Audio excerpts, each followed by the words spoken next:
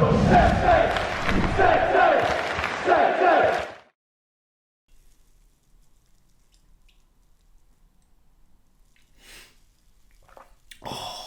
you taste that? Tastes good. Victory. Victory tastes good. And Norwich City are tasting a lot of it at the moment. Welcome back, everyone. Jack Reeve, TalkNorwichCity. Back for my review of Birmingham City 1, Norwich City 2. That's now 4 league wins in a row for the Canaries to put them second in the Championship table. It was far from boring. We'll get on to everything in a moment. Starting lineup was interesting, wasn't it? We spoke about what Dean Smith was going to do with the left back position. He opted to keep Sam Byram in there. He obviously got through the last game okay. That's really promising for Sam Byram's fitness. That's basically 2 full games in a row, and he seems good. He was actually really good against Birmingham this evening. I thought he dealt with Bakuna really well. It meant that McLean could hop into the midfield. I think the only real surprise of the evening was the fact that Ramsey started. But to be fair to Ramsey, he played well against Sunderland when he came on and created the assist for the goal that day.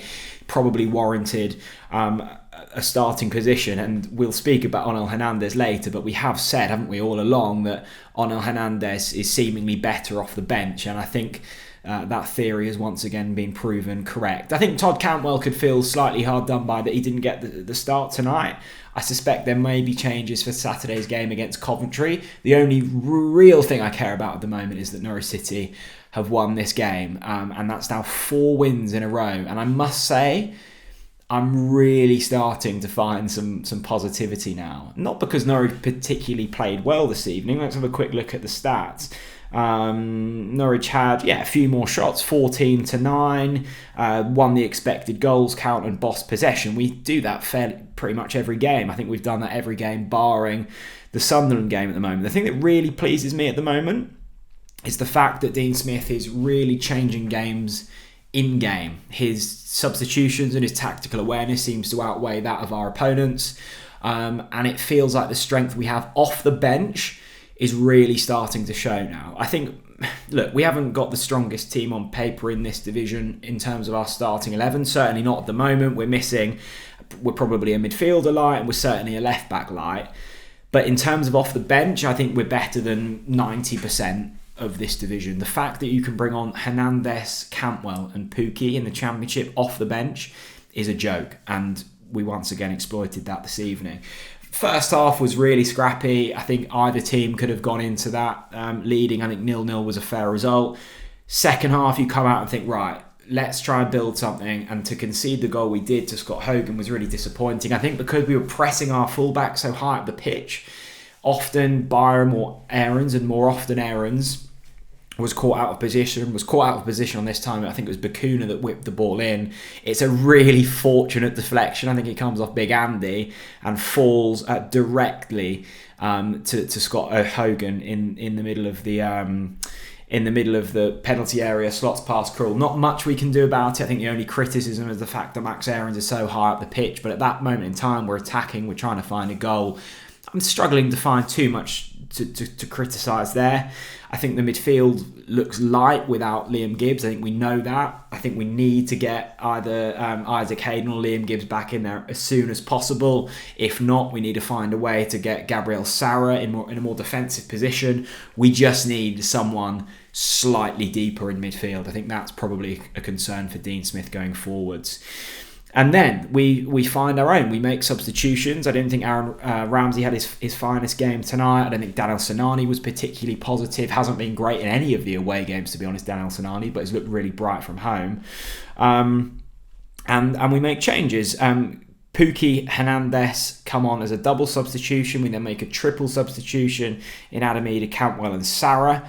They all come on, and eventually 3 of those players end up changing the game. It's a really scrappy goal from Big Andy that gets us back into it. It's a beautiful free kick from Marcelino Nunez, who I thought had a mixed game tonight. There were some moments of brilliance from him, but he also gave the ball away on a few moments, and I think against the better side that could come to really cost us. But I think the moments of quality outweigh the poor parts, and I think Dean Smith will be probably having words with him just to calm things down a little bit. He's always looking for the Hollywood pass. Sometimes he could go for the simple ball, but it's his free kick. It's a good save from John Ruddy. Somehow finds its way to Big Andy. He slots home. From that point on, it's kind of fading out to a draw, and then come the substitutes. And I think Timu Pukki and Todd Cantwell, much like the Sunderland game, completely changed it. Onel Hernandez down the left looked dynamic, was getting crosses into the box. There was a couple that fell to Sargent and Pukki where he probably could have buried them. Eventually, it was Onel Hernandez that got the goal, and he deserved it. He was brilliant when he came on. I think often when he's come off the bench this season, he's looked really good. It was a long ball up into the air. Pukki brings it down, plays it through to Onel Hernandez, slots home. And there you go. There's the 4th win in 4 games. Really, really promising. That's now, 4 wins in a row, up to 2nd in the table. And Norwich are trending really nicely. I said in my video last week that I haven't seen too many other teams that I think are as good as us. I think Sheffield United, Burnley, and possibly West Brom are the ones to look out for. But except for that, I'm not seeing too much. Norwich haven't been at the races the last 2 games. I think we can all agree on that. And we've still come out with 6 points. 2 away games. 2 games that we haven't played. Nowhere near our best. We've got injuries to the setup, and yet we're still coming out on top. Look, we'll have games this season where we feel like we've deserved to win. We've played good football and we lose or we draw. That's the way the Championship goes. But when you start to put a run together like this with real mixed wins, some controlled like the Huddersfield game, some really dogged and really quite passionate like the Millwall game, and then 2 away games where it was controlled but then changed the game with substitutions, that's a real nice mix. And I think that's consistent, that can be exemplified throughout the rest of the season. So really, really promising signs from Norwich City. Look, there are issues. We need to sort the left-back position out. I still think we're a man light in midfield.